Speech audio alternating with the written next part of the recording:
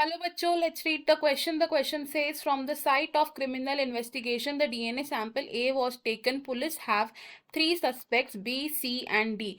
To confirm the criminal, the profile of DNA samples were analyzed by DNA fingerprinting technique as followed. From the above given information, following conclusion can be drawn. Option A, D was criminal. Option B, B was criminal. Option C, C was criminal. Option D, both B and D were criminals. इस question में हमारे पास DNA banding patterns है a. Criminal investigation के time पर जो DNA sample मिला था that was A and 3 suspects के DNA samples B, C and D हैं. हमें बताना है कि 3 सस्पेक्ट्स में से क्रिमिनल कौन सा है based on the DNA fingerprinting samples. इस क्वेश्चन में हमारा की कॉन्सेप्ट है DNA fingerprinting. DNA fingerprinting DNA fingerprinting की टेक्निक को डेवलप किया था एलेक्स जेफरीज ने. It was developed by Alex Jeffreys. Alex Jeffreys ने सैटेलाइट डीएनए को यूज किया था एज अ प्रोब जिसमें कि हाई डिग्री ऑफ पॉलीमॉर्फिज्म थी. ही यूज्ड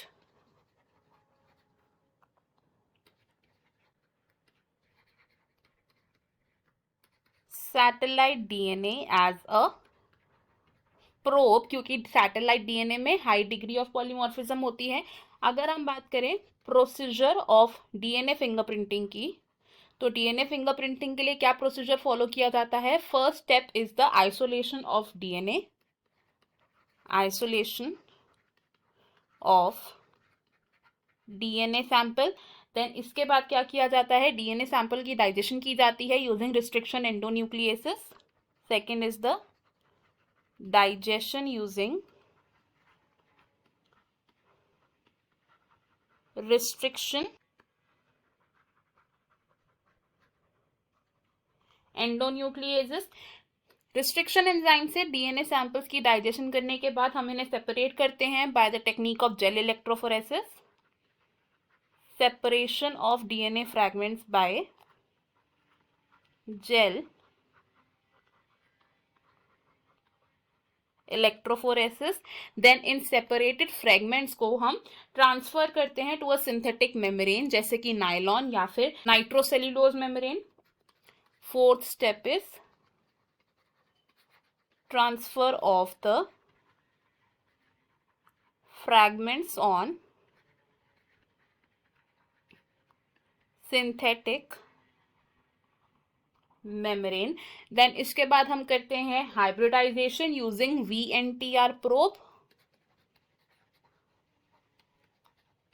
हाइब्रिडाइजेशन करते हैं एंड देन लास्ट स्टेप क्या है, हम डिटेक्ट करते हैं सैंपल्स को using auto radiography. Next is the detection and identification of the desired sample. Question में हमें क्या बोला गया है कि ए सैंपल क्राइम साइट से लिया गया था and B, C and D वो 3 पीपल के डीएनए प्रोफाइल्स हैं जो सस्पेक्ट्स हैं उस क्राइम के.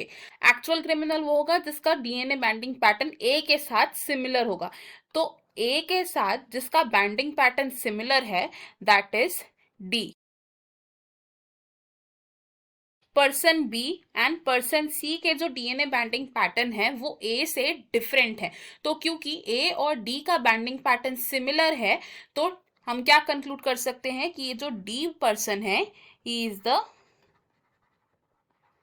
क्रिमिनल. इन ऑप्शंस में से हमारा करेक्ट आंसर हो जाएगा ऑप्शन ए. बाकी के ऑप्शन है हमारे wrong. I hope you have understood it well. Best of luck. Thank you.